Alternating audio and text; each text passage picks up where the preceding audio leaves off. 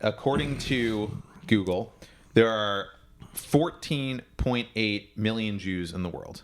Say that one more time. 14.8 million. So that's it? Less than 15 million Jews in the whole world. So to contrast that, Kanye West has 18.4 million. So Kanye West has more Instagram followers than there are Jews in the world. That's like a little bit of context. There's not that many of us. With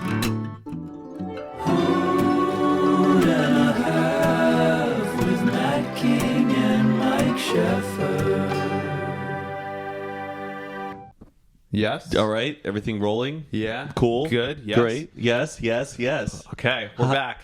We're back, baby. What a hectic past 24 hours this has been. We were trying to have Zane on this episode, but he couldn't do it. And then we were going to have him. And then I had a haircut appointment. And then we had our guest change for Unfiltered. But you know what? We said, screw it. We're going to make this happen. Mike, I'll turn off my phone.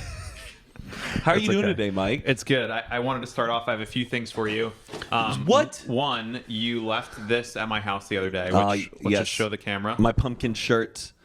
My lovely, lovely pumpkin shirt. I knew I was trying to remember that, but I wore it because you came over on Halloween and we filmed our viral hit, the Taylor Swift Jack Antonoff clip. It did so well. It got like 5,000 shares. It did so well where I got to the point where many times throughout the day I was certain that Taylor Swift was going to see it. Or at least Jack Antonoff. I kept checking my DMs. You know how if somebody... I tagged them in the post. Yes. But you know how sometimes you can tell if somebody has seen the post if it says like seen? Oh, interesting. You know, like via DMs. Yes. They didn't. Well, and then I kept thinking maybe somebody who follows me is friends with Taylor Swift or Jack Antonoff and would just send it to them as like a ha ha ha. I thought it was great. I'm really pleased with how it turned out. You're very familiar with the clip, not as much as I am. What are you looking for? My water bottle. Oh, I put it on the floor there. Oh, sorry. It's okay. It's okay. I did not know how much people would like it. I think it was also very unexpected. Where did you think the audio was from? I mean, you had showed me this specific clip before because you really like this scene in the Taylor documentary. Miss Americana. And for the people watching and for the people listening, Mike and I, for Halloween, it wasn't really like our official Halloween costume. We've just always made the joke how much Mike looks like Jack Antonoff. And so I decided to get a Taylor Swift wig. And one of my favorite clips from the Miss Americana documentary by Miss Taylor Swift is the scene where her and Jack Antonoff are writing the song Getaway Car. And it's that, you know, that little banter that they have. They're in the studio, like coming up with the lyrics and the hook, right? And you see them the moment that they come up with it, and it's an exciting audio. And I was very heavily familiar with that moment because anytime it comes up on my feed, I always watch it to the fullest because it gives me the most amount of chills. And then I thought, oh, we should dress up and just take a picture of us as Taylor and Jack. And then I go, no, we should do the audio from the documentary. And we did it.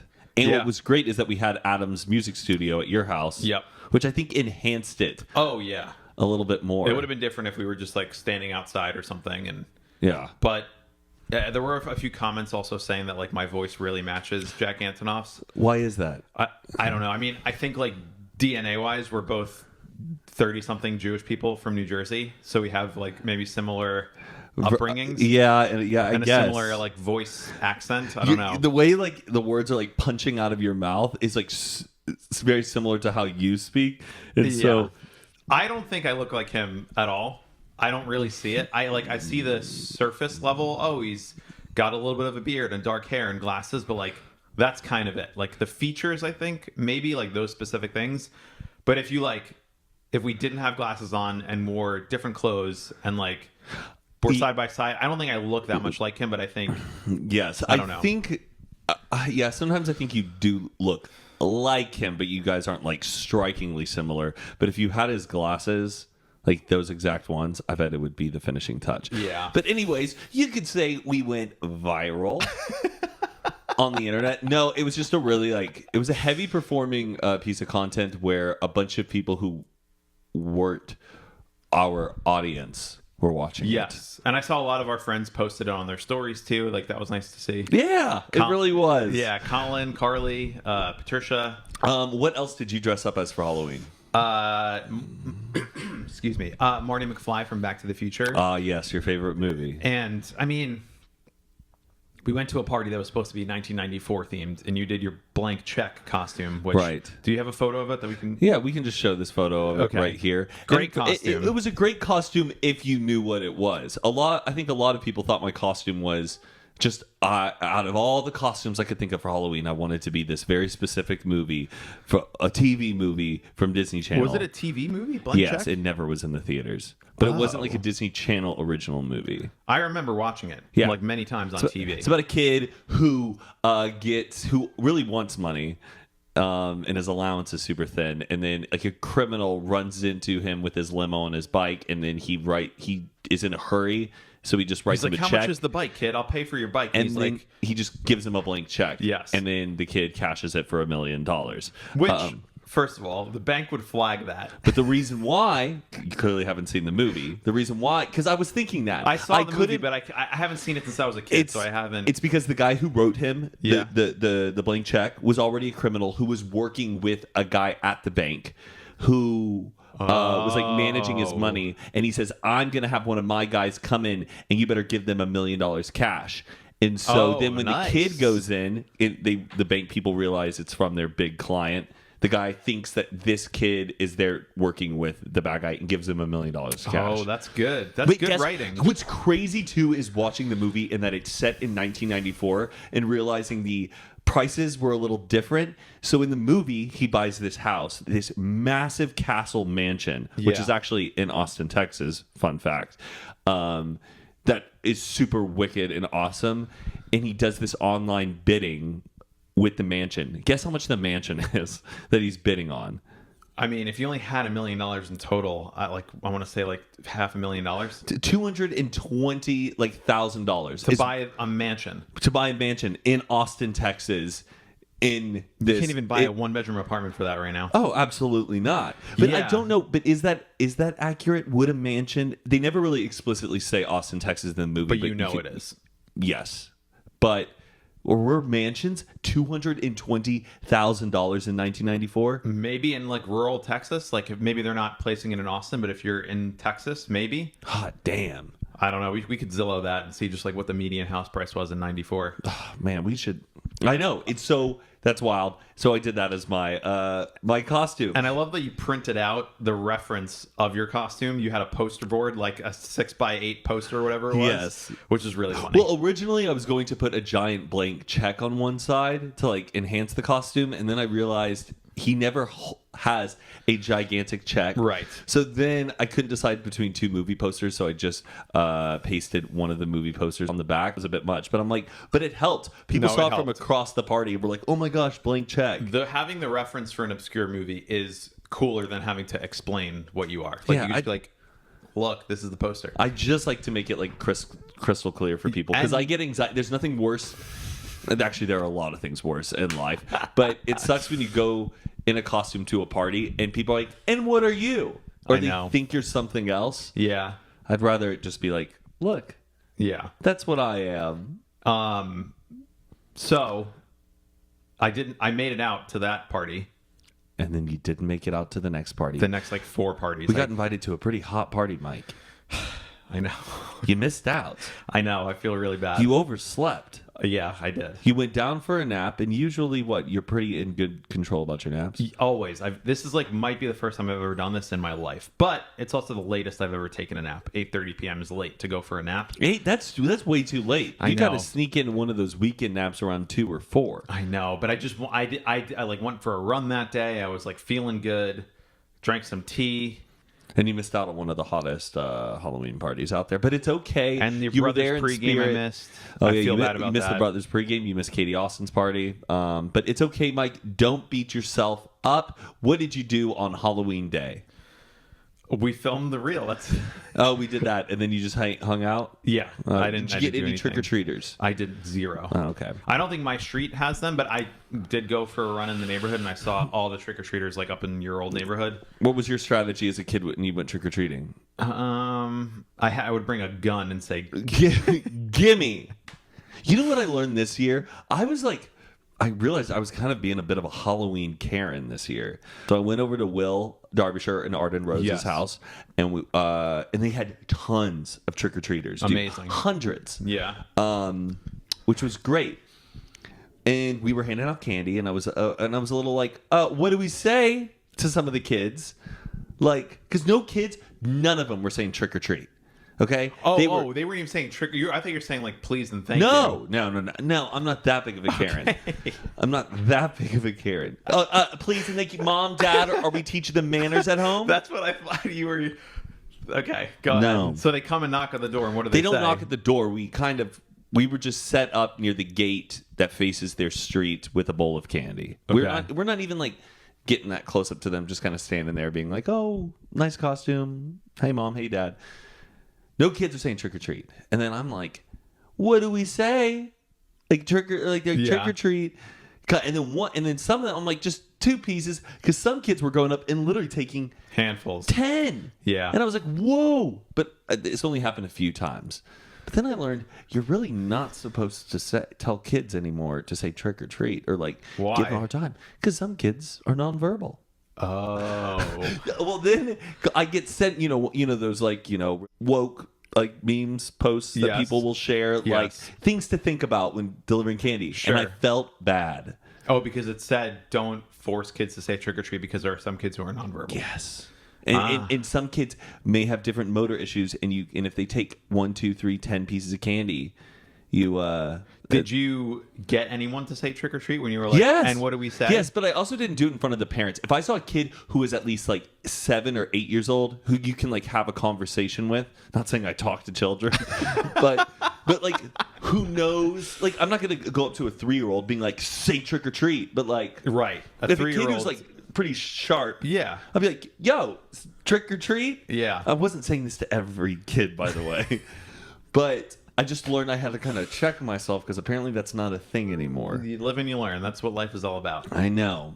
So I felt a little bad about it. Did you see any insanely good costumes from the trick-or-treaters? Insanely good? Where you were like, damn, that's cool. I saw a Coraline that was pretty good. Coraline's my favorite. Because like then you're like kind of a cool weird kid if you're a Coraline. I saw a lot of Among Us. And they're like, Okay. I don't know, this guy's sus. Was saying a lot of that. In a lot of other stuff, dude, I had no clue what they were, because I'm just an out of touch 30-year-old adult now. Did they explain what they Yeah, were? like they're like, I'm Helga, and you're like, what is Helga? It's some cartoon. Oh, wow. So- yeah, there's definitely stuff we're out of the loop on, but Yeah, definitely. But I think that's good though, that like younger kids have their own meme culture. We have our meme culture. There's like different.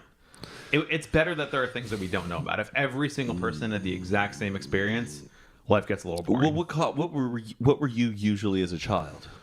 Just whatever was at like the party city. So like Spider-Man, Batman, Scooby-Doo, like your classic superheroes. I don't know that I ever went like I would have loved Too niche? Yeah, like Rocket Power would have been a cool costume, I feel like. They never had Rocket Power costumes. No, I don't think they did. I mean, I guess they were just like helmets and knee pads. And like a skateboard. But like if you were to think about it, if someone showed up as some Nickelodeon cartoon today, you wouldn't know. You know, if like some kid from Cocomelon or something. Yeah. Oh, I'm a character from Cocomelon. You wouldn't know. But I'm jealous that these kids get to live in a time where I think novelty items are really accessible and produced. So for instance, a Rocket Power t-shirt. Rocket Power at its peak, you still could not find a Rocket Power t-shirt. Maybe if you went to like Hot Topic or something on the season that they had it. I doubt it. Yeah, it was not easy to come by. Now- Merch was definitely difficult. Like now you can just Amazon, Google it, it's right there. Yeah, that's true. The whole access to a costume, no matter how niche you want it to be, you can get it. Like Or make it yourself like your mom did with the Harry Potter costume. I was just about to say that. But I still think so much stuff just exists and people can get it. We are in the age of convenience. Convenience and comfort. Yeah. Isn't that right? I got you a gift. Oh, back to the gift. I'm sorry. No, this is good.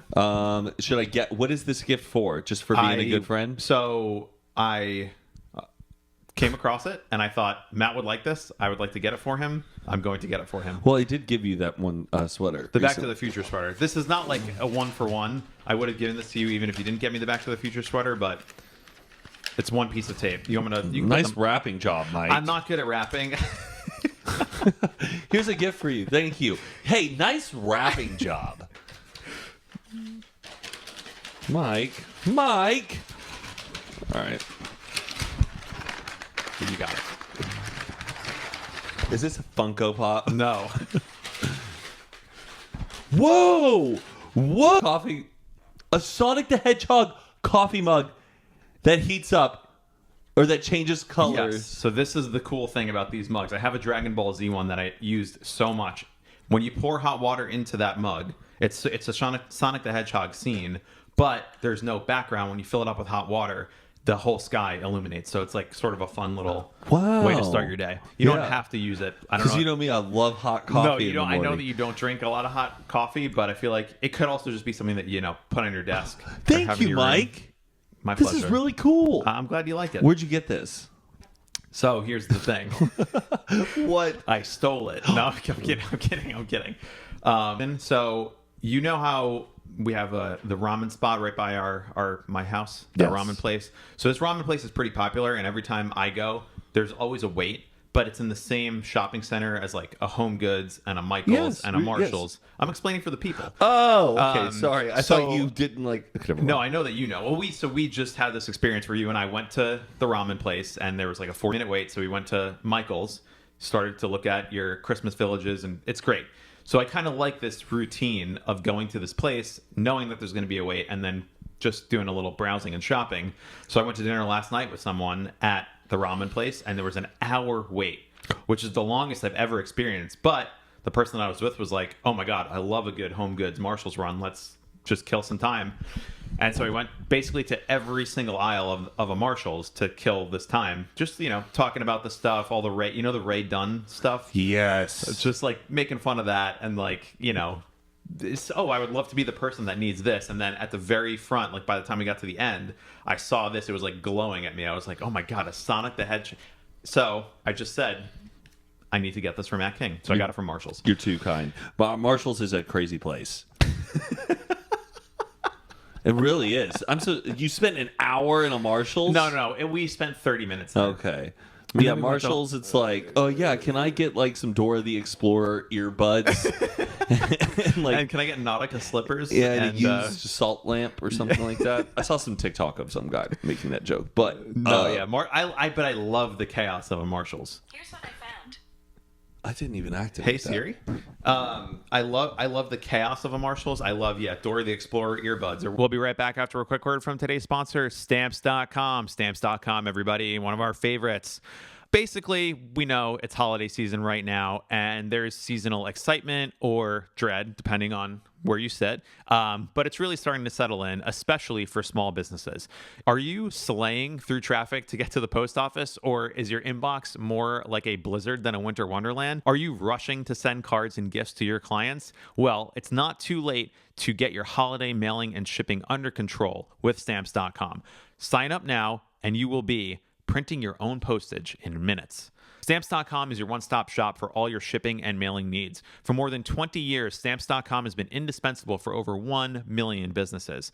Get access to USPS and UPS services you need to run your business right from your computer. There's no lines, no traffic, no hassle, and you can even save money with major discounts from USPS and UPS shipping rates, up to 86% off. Stamps.com is a stress-free solution for every small business. Use Stamps.com to print postage wherever you do business. All you need is a computer and a printer. And if you need package pickup, you can easily schedule it through your Stamps.com dashboard. Rates are constantly changing, but with Stamps.com's Switch and Save feature, you can easily compare carriers and rates so you know you're getting the best deal every time. And if you're running an online store, Stamps.com works seamlessly with all the major shopping carts and marketplaces. So this holiday season, trade late nights for silent nights and get started with Stamps.com today.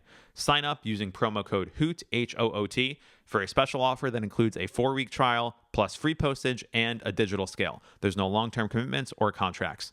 Just go to Stamps.com, click the microphone at the top of the page, and use promo code HOOT, H-O-O-T. Once again, Stamps.com, top of the page, click the microphone, use the code HOOT, and now back to the episode. Whatever they have. And then another thing that I did when I was there is, because I used to work at Target.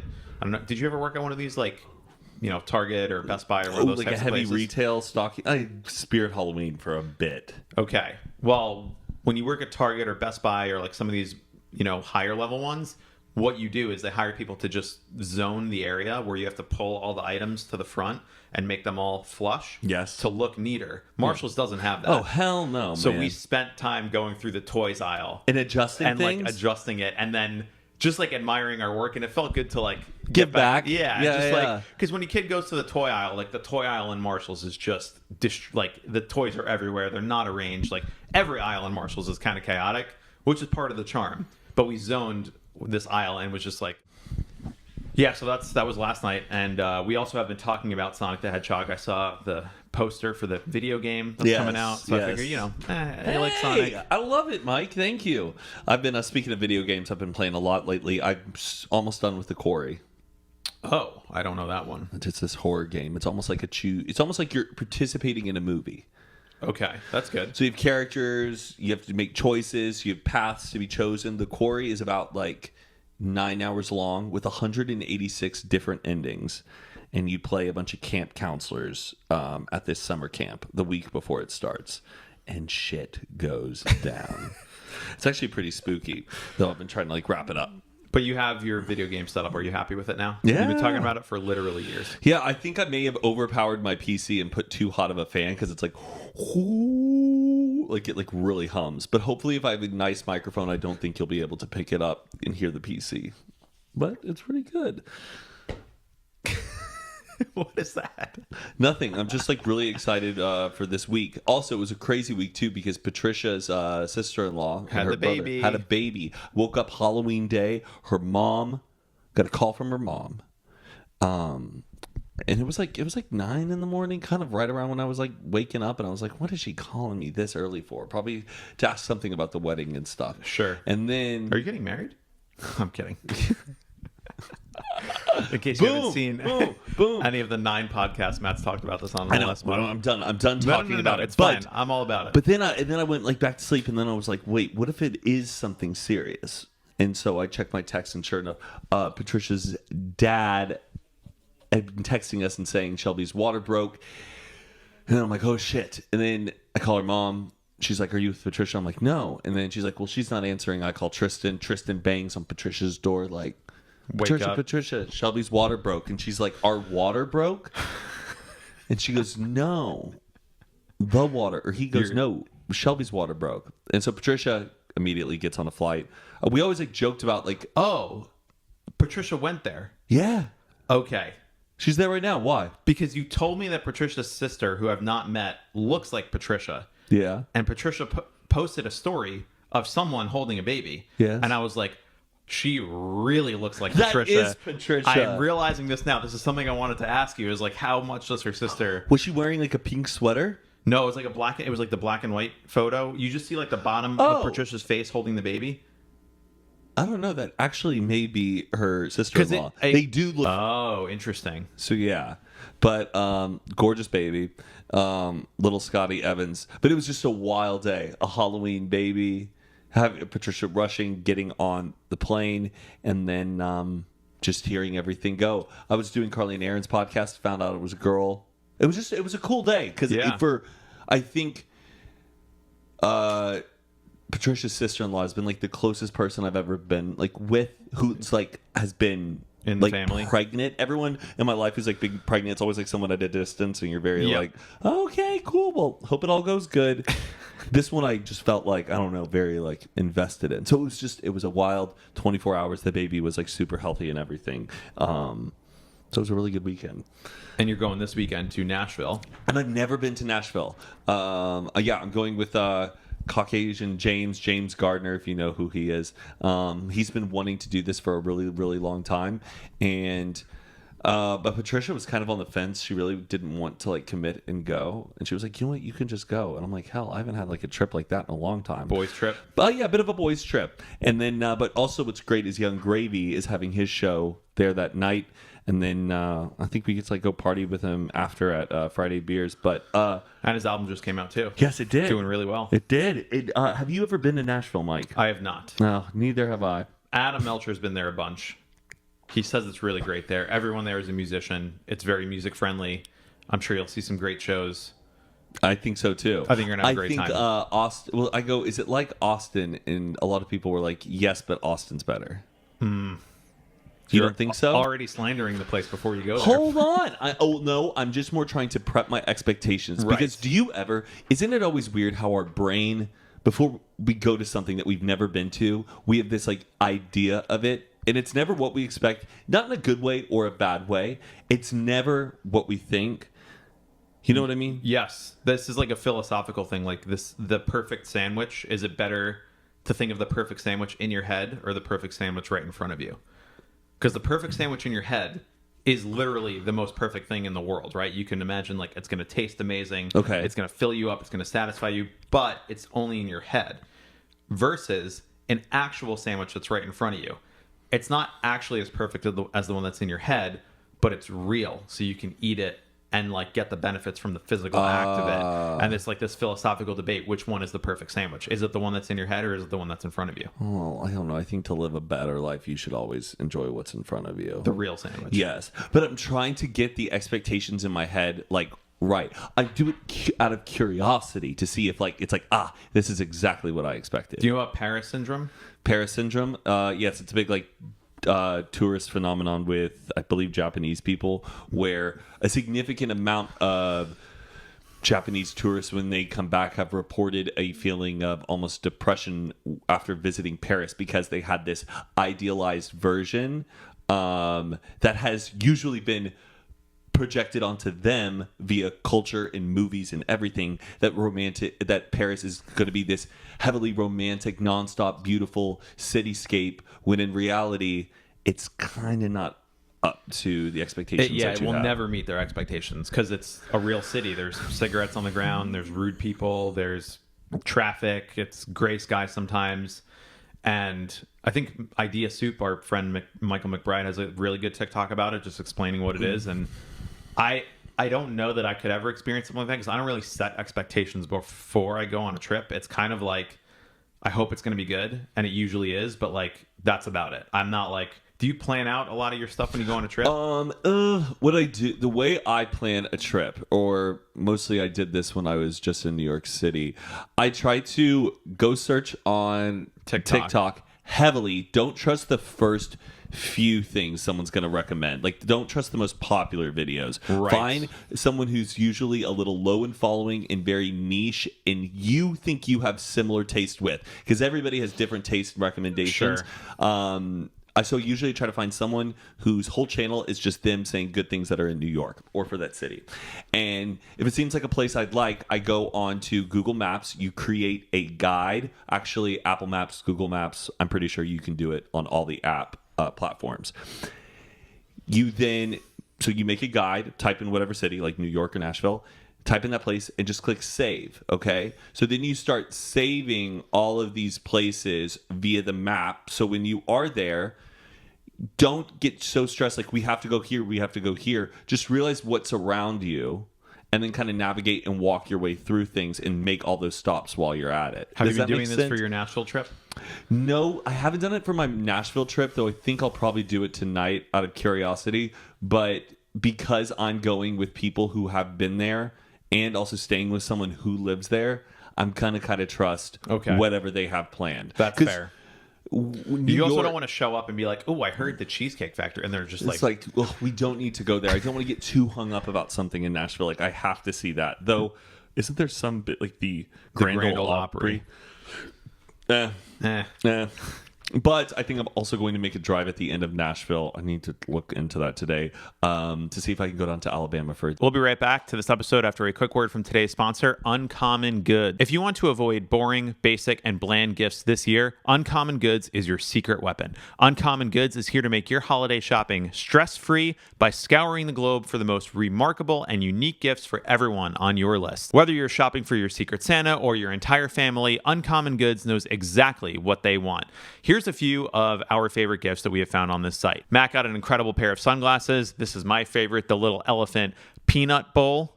Get it? Peanuts, elephant. The This is one of my favorites. I have a bunch of trinkets at my house from Uncommon Goods, and we just love it. When you shop at Uncommon Goods, you're supporting artists and small independent businesses. These fine products are often made in small batches, so shop now before they sell out this holiday season. Uncommon Goods looks for products that are high quality, unique, and often handmade or made in the US. They have the most meaningful, out of the ordinary gifts anywhere. From art and jewelry to kitchen, home, and bar, Uncommon Goods has something for everyone. Not the same lackluster gifts you find just anywhere. And with every purchase you make at Uncommon Goods, they give back $1 to a nonprofit partner of your choice.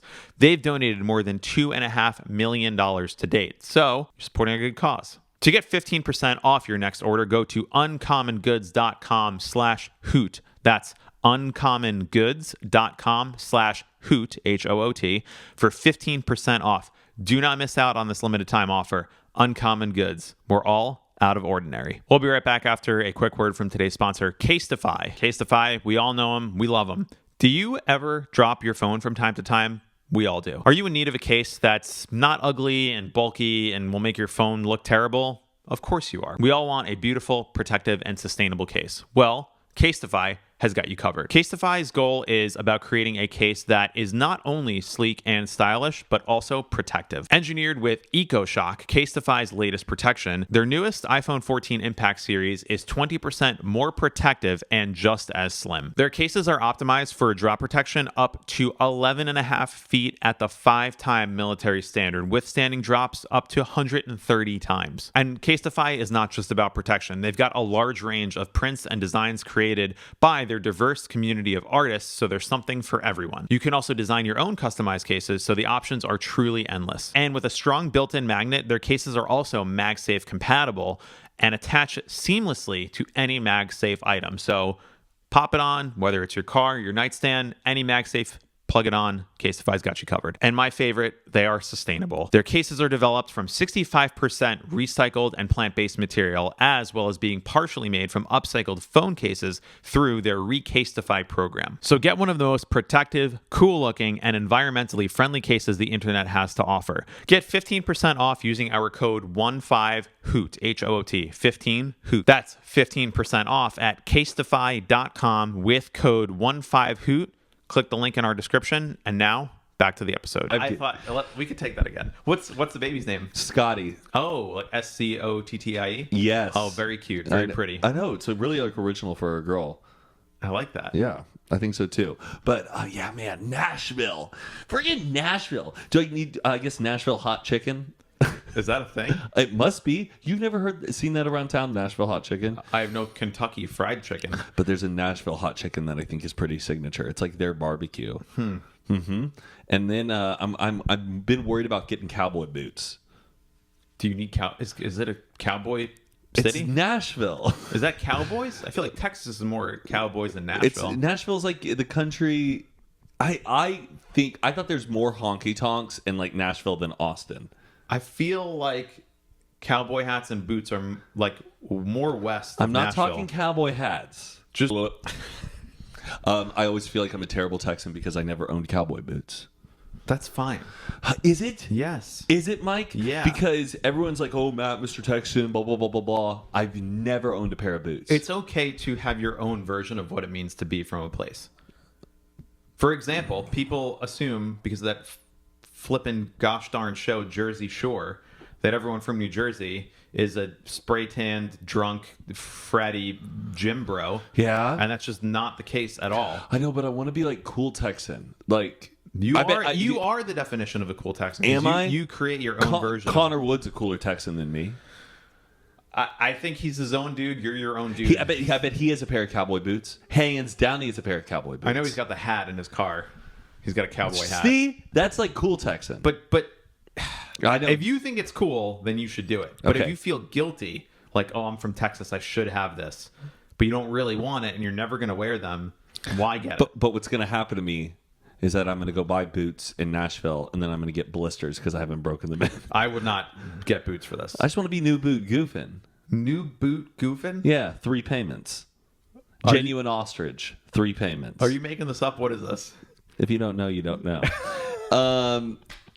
Mike, there's a lot. You know what? I kind of want to shift to a more serious tone. Oh, here we go. We don't have to talk about this if you don't want. But I think this is important. Okay. There's been so much going on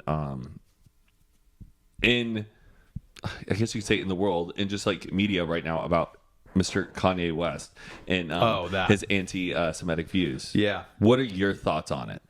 Because obviously, as a friend to you, a friend who is very Jewishly enthusiastic, you're the first person who I want to go to, and I would just love to hear your perspective and how you're feeling on all of this. Appreciate that. I will, for the record, say you are very pro everybody, not just Jewish. Yes. As any American and any person should be. We are accepting of all people, all cultures, all that. Obvious.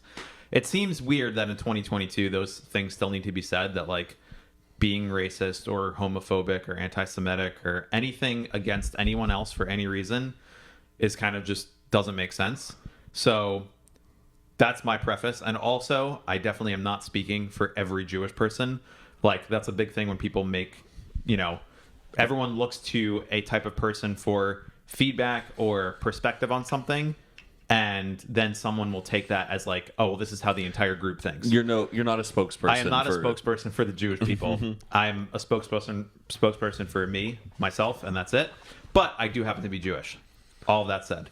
I did see a tweet recently, too, that was like someone tweeted something about like, oh, I love watching the sunset. And someone was like, well, blind people can't watch sunsets or something. And it was like, the guy was like, not every single statement can include the entirety of every human experience. It's just not possible to say everything that encompasses everyone's experiences of all time, every time. That's just impossible. Yeah. So, again, prefacing. I just want to like clarify, when did all of this start? I know that there were like a series of when did all anti-Semitism start? No, the Kanye West let thing. me open the history books. Oh yes, we could. I don't know. This says when because he made like a series of tweets and wished.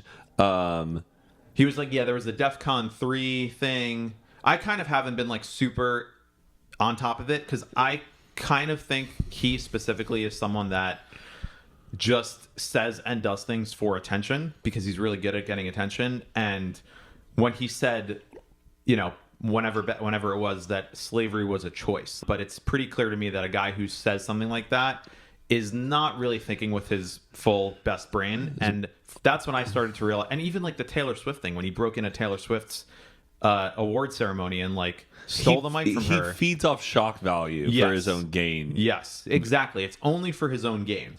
But he wore a White Lives Matter shirt or he tried to like sell a White Lives Matter shirt. No, he was wearing it at his school too. That's what it was. Something with that. And I'm just like, it's like so clear this guy just wants attention. Anyway, so I saw him tweeting.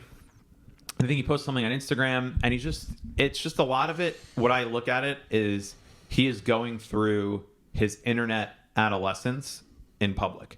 So, like, I think everyone that grows up on the internet or gets through the internet has this, like, conspiracy theory phase that they go through where they're like, oh, shit, like, this is really what's happening. The earth is flat, and we never went to the moon, and 9/11 was a hoax, and the Jews are controlling everything. And it's just, like, watching all of those dominoes fall is kind of the way that I'm looking at it. It's like you and I both know you can go down the rabbit hole of the internet of like, oh man, 9/11, that was whatever. Or like it gets darker where people say like school shootings didn't really happen. And I think he just never really went down the internet rabbit holes that we all went through already and have kind of come out the other side. And he has probably had experiences with Jewish people because in the industry that he's in, there are Jewish people in that industry. But at the same time, the context is like he has more, I think, Instagram followers than there are Jews in the world, which is like kind of a crazy stat. Whoa. Yeah. Like there are still less Jews today than there were before the Holocaust. That's how few Jews there are in the world. And I think maybe we're about to like catch up to the numbers we had pre-Holocaust, but like there's really not that many Jews out there. A very, very small percentage. And he is just going through pretty, like, unfortunately standard anti-Semitic talking points, which are like easily debunked and untrue. And he has beef with individuals. Some of those individuals happen to be Jewish, and it would be the same thing as if he had beef with Asian people, white people, short people, tall people. Like, it just so happens he's selecting Jews as his enemy. And I think this is my view. The correct response is to like recognize that it's absurd, and the absurdity will fold in and collapse on itself. And it's not like you can't, like Mel Brooks made a movie about Hitler as a big gay musical. Yeah, The Producers, 1960. So, and people hated Mel Brooks when he made The Producers because he's like, how can you have Hitler in a Springtime for Hitler in Germany. And I just reread his biography, and he says, like, you know, the way to beat someone that is full of hate is to ridicule them and make them look like the fool that they are. And I think he will just spin himself out because he just looks really foolish. And I think anyone who's one step above, like, baseline intellect and baseline ability to understand how the world works will understand that he is saying bullshit, nonsense. And it's just kind of like cringy. I see it as just like, it's really cringy. And I'm not really like intimidated by it. The thing that I am more concerned with is when Donald Trump went on the Truth Social, and he made like a Truth, which is like his version of Twitter, about the American Jews better be grateful for what they have before it's too late. Too late, right? That's a little more scary because he's a political leader, and the last time we had a political leader in a major country that was talking about the Jews, that didn't end so well for us. So that's a little more concerning. Can I ask? Here's what I would love, and I'm sure many people would say this. I think if I just sat down with him for like 30 minutes, I could completely remove his like. You would want to do that? Yes. I don't think anybody else is doing it. Every other interview I've seen since his like meltdowns are, and I'm not judging anyone else's interviewing skills, but it seems to me like a lot of people are kind of like dick riding him and trying to be his friend, not really challenging him and just platforming him and letting him continue to spread it. I agree. I mean, Joe Rogan's interview with him, he was just like, I thought Joe would at least like call him out on like some that's stuff. What I'm saying. Like, people are just so excited to have Kanye on their show, so they're not going to offend him. They're not going to push him. They're not going to like make him uncomfortable or challenge him because they just don't want to lose the access, and that's a problem.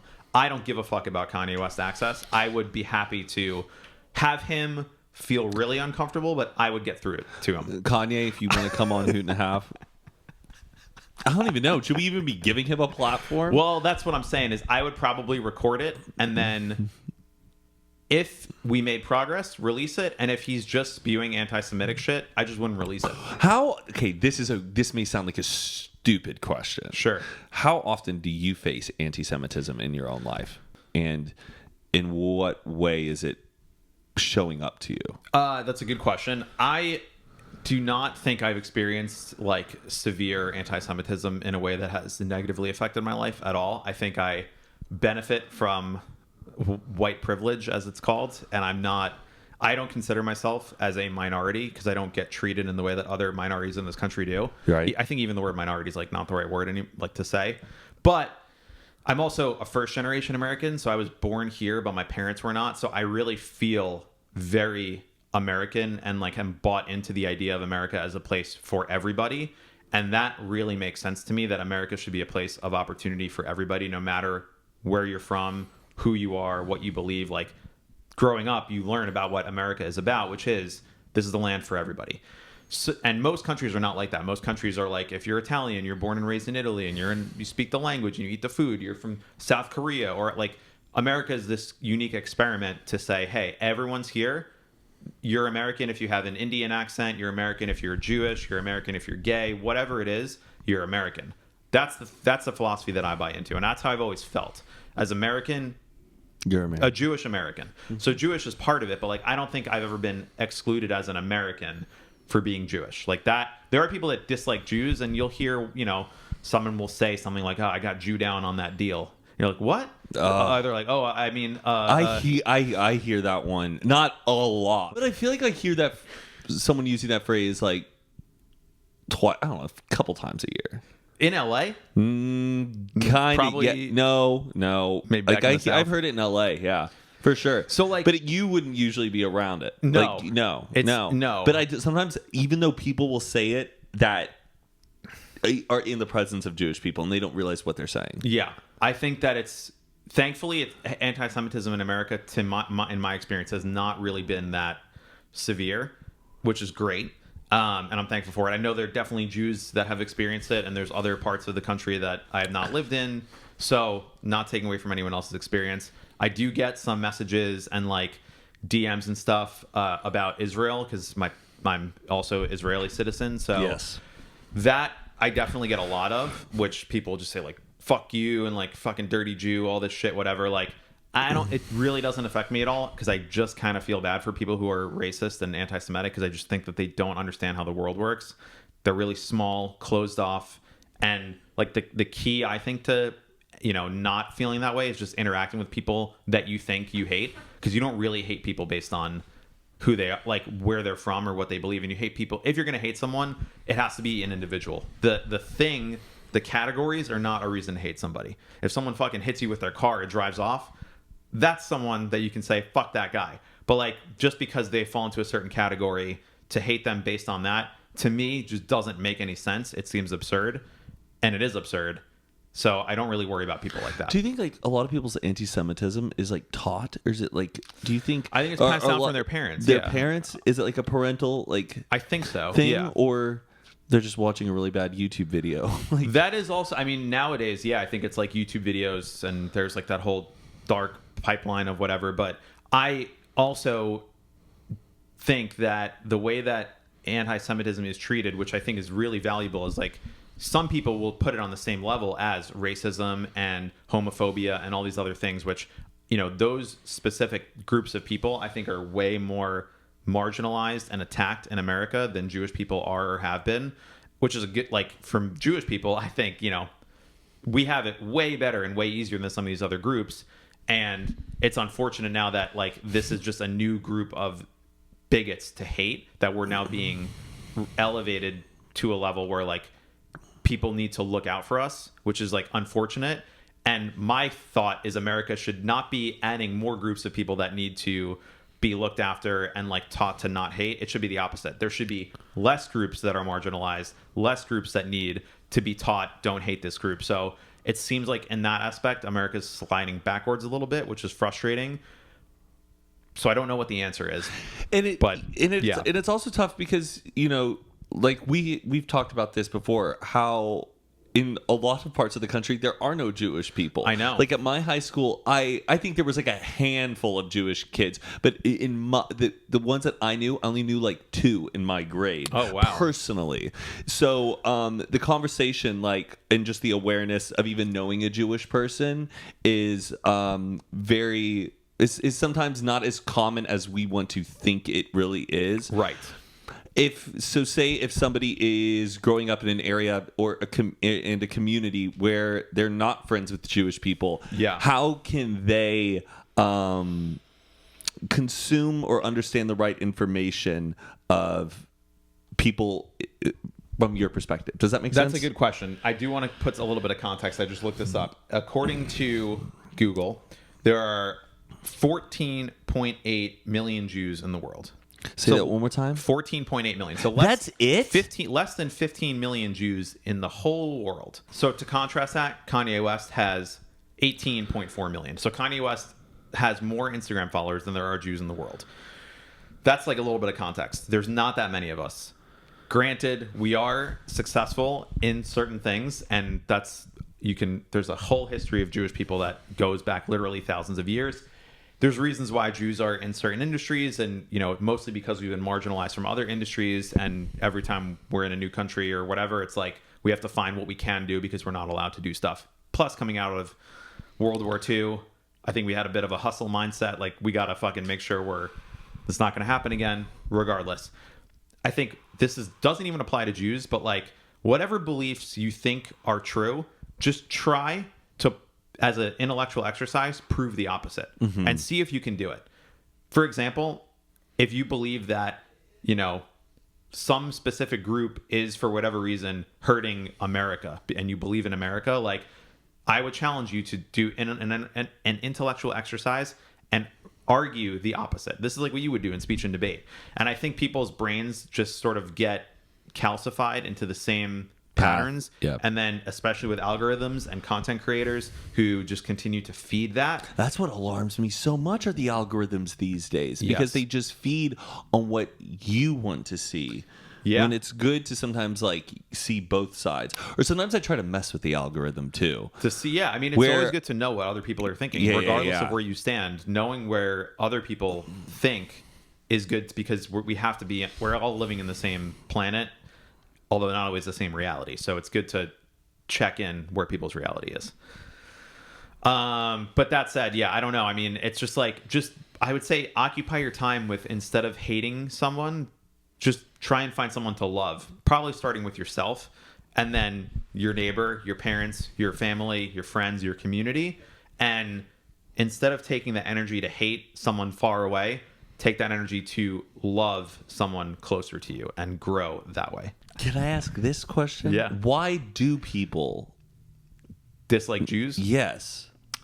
That's the $1 million question. I don't know. I think like there's people who are lonely and sad have to hate somebody because they really hate themselves, and any outward expression of negativity towards someone else is really a projection of what they're feeling inside. Damn. So I don't really I'm not saying I feel bad, but it says more about them than it does about me or any group, right? If someone's out there spouting negative shit about another group of people, I'm not like, oh, well, that group of people must have real problems. It's, no, you're a fucking idiot and lonely and sad and depressed and miserable.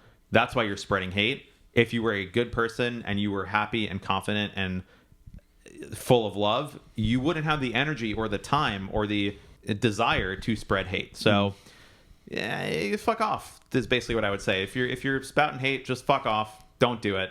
Do something else with your time. And thank you, Mike. What? Was that helpful at all? Absolutely. I think it was helpful, not only for me, but hopefully to our listeners and our viewers as well. Because I find it to be important information. It's important to be having these types of conversations. Yeah. I don't want to downplay of, the Jewish faith. Yeah. Definitely don't want to downplay anyone else's experience, just my experience. But absolutely. I would say, like, I really do, like, confidently, like in my own ego brain, like, if I sat down with Kanye, cameras or no cameras, I can pull him out the other side. I'd like to see it. Okay, well, so I know that we have do you want to role play this time. Where you be Kanye and just start saying anti-Semitic stuff? No, I don't even. I couldn't even do it. Well, this is off topic. Did you see Elon Musk? Obviously, coming in Twitter. Yeah, Vine might be coming back. I saw that, but is he the one who said Vine's coming back? Yeah, or he asked his engineers to like open up the code and try to like get it going. Would you start posting Vines? I'd be interested if I got my followers back. I think that'd be kind of cool because I had 1.6 million at the end. That is a lot, but I feel you can come back and build a new audience. If it's a blank slate, sure. I'm just interested. If they just want to be like a competitor to TikTok, I mean, by all means, I think they should do it. I feel like it would be different than TikTok. I feel like because Vine, the 6 seconds has to be funny. That's it. I don't think it should be 6 seconds anymore. No, I think it has. I think it should be like 10. 6 seconds, looking back on, I still felt like was like a little too short. But that's the point, that you have to get the joke in. Because TikTok was first, a minute, then 2 minutes. Now it's like up to 10 or something insane. The more freedom you have, the more different types of content there's going to be. Nothing wrong with that. Like, I love seeing educational stuff and like exciting things and serious things and politics, whatever.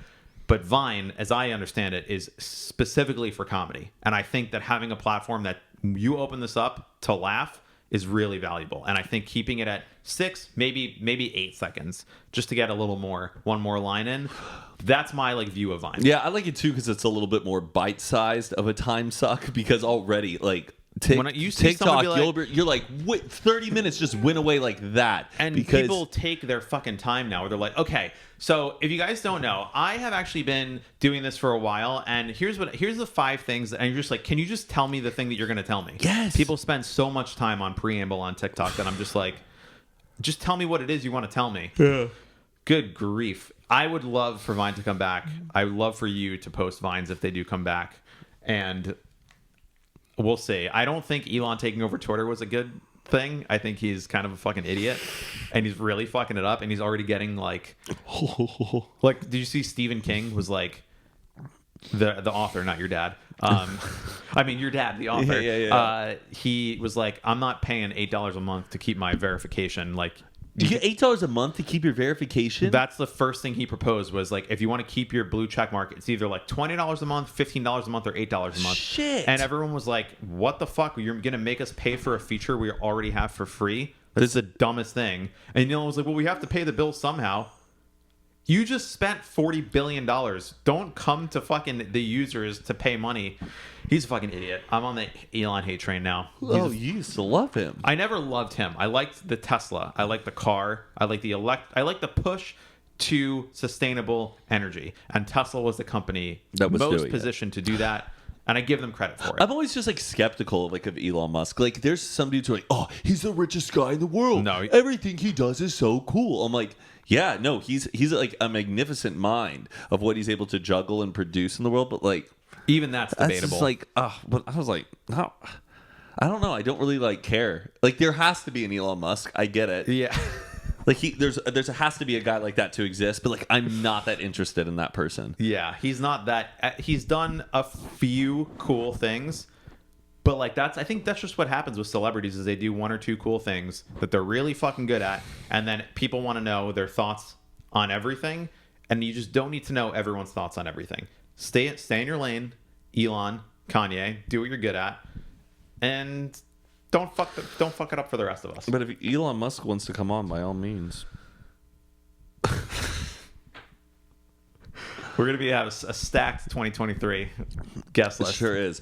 Comment down below, guys, who you would like to see on this podcast. I, unfortunately, You have to go. I'll do. I mean, yeah. Yeah, okay. Yeah, I got to go get a haircut. And then I have to go record good unfiltered. Well, hopefully that was suitable as a Jewish person representing myself. I think it was incredibly valuable, Mike. All right. Well, we'll see you next week, folks. See ya, guys. Thank you so much.